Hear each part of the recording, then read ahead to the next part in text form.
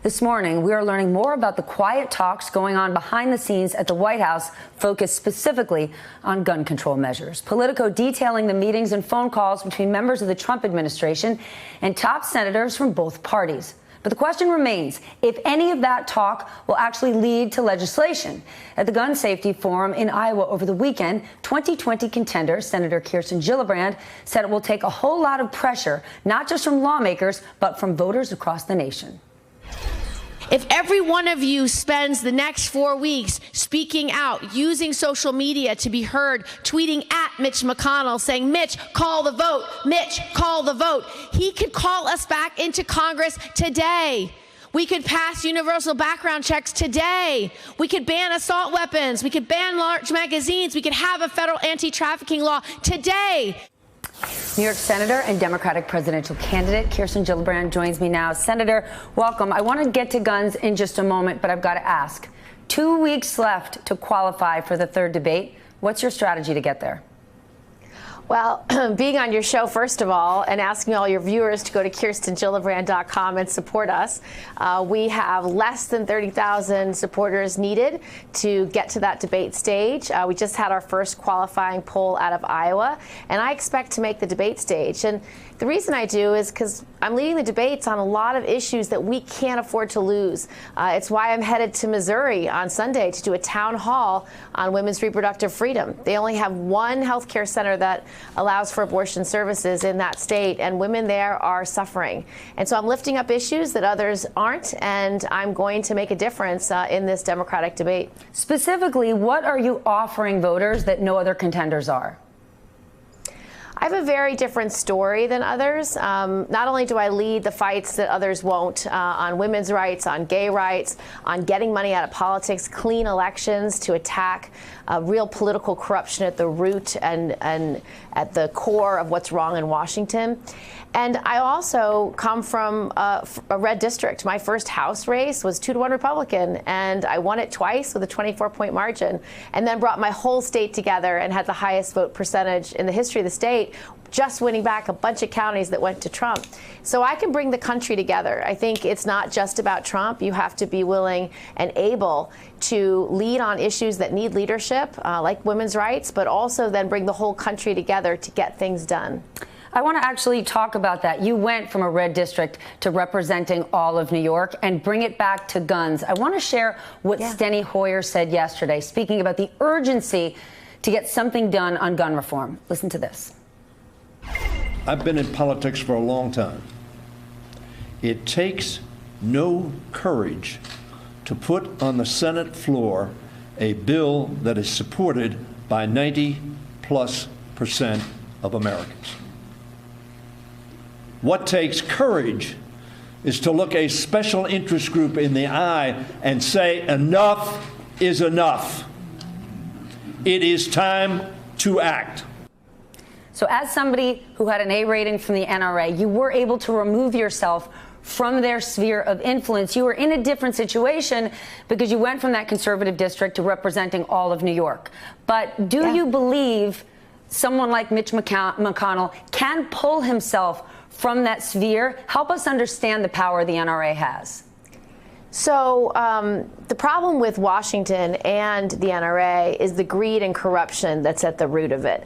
The NRA cares far more about gun sales than keeping our kids safe in our schools, than keeping worshipers safe in their place of worship, than keeping a kid on a park bench safe from a stray bullet. That's the reality of the NRA. And so we need to fight against money in politics. We need publicly funded elections, but we also need leadership. And that's why we need to fight against Mitch McConnell by asking, we need a vote on it right now. If we had a vote today, we could pass universal background checks. We could ban assault rifles and large magazines, and we could pass my federal anti-gun trafficking bill, which the last time we got a vote on it got 58 votes out of the 60 needed. We were only 2 votes shy. And so I believe these 3 common sense measures are the ones we could pass into law if Senator McConnell would have the courage, as Denny said, to bring us back in, call the vote, and we could actually do common sense stuff to protect Americans. We shouldn't be willing to live in a world where it's not safe to go to your back to school shopping at a Walmart, or where it's not safe to go to a concert. That's the reality of America today, and we need to fight against gun violence in all its forms, and we need to come together as leaders to get things done now. Then level set for us, what's the reality of the NRA? Every day we hear more and more about NRA members who do care about universal background checks, and they do care about safety. And for your average gun owner out there, gun sales is not their priority. Yet former Senator Claire McCaskill today said Mitch McConnell isn't going to do anything because he's owned by the NRA. What does that mean? Yeah. It means the NRA has poured millions of dollars into congressional and Senate campaigns for decades.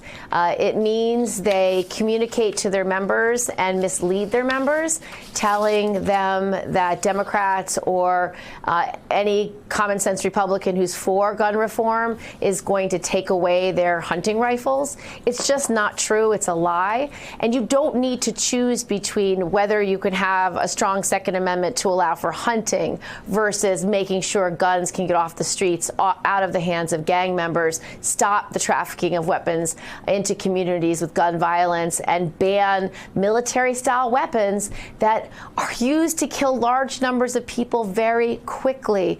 It's not surprising that in these last two shooting incidents, so many people were killed within minutes, within seconds. It's outrageous that we don't crack down on the assault weapons as well as getting guns out of the hands of criminals and those who should not have them. I want to turn to immigration because yesterday, Acting Director of U.S. Citizenship and Immigration Services, Ken Cuccinelli, changed the words to the Statue of Liberty poem, saying what it really is give me your poor and tired who can stand on their own 2 feet. He doubled down on this last night. Let's share it. Well, of course, that poem was referring back to people coming from Europe, where they had class-based societies, where people were considered wretched if they weren't in the right class. Okay, first, we have to remind our audience that currently the vast majority of new immigrants coming into this country are not even eligible for welfare. But for you, as a senator and as a New Yorker, what's your response? I think it's outrageous and deeply troubling. The Statue of Liberty, to a lot of people, stands for this beacon of light and hope, this greatness of America that allows people to come here who need our help. Send us your huddled masses yearning to breathe free. That's what the Statue of Liberty means, and it's not come here if you're wealthy. It's not come here if you're going to help Trump's budget. Like, honestly, it's the most absurd thing I've ever heard. And so what we want to do is restore what this country stands for. We used to believe that you should treat others the way you want to be treated. We should care about the least among us. We used to believe in the golden rule, but not under Trump. Trump is dividing us on every racial, religious, socioeconomic line. He demeans the vulnerable. He's a president who actually punches down. And I believe we need a president who's brave, somebody who stands up to do the right thing for the right reasons. We could be helping refugees who need our help. We could have a humanitarian process at our border. We should never be locking up children and mothers. We should never be separating children from their parents. We could have community-based systems to actually deal with these challenges in a humanitarian way. So President Trump is making us a smaller country, a weaker country, and he's doing it because he's small-minded. Hey there, I'm Chris Hayes from MSNBC. Thanks for watching MSNBC on YouTube. If you want to keep up to date with the videos we're putting out, you can click subscribe just below me or click over on this list to see lots of other great videos.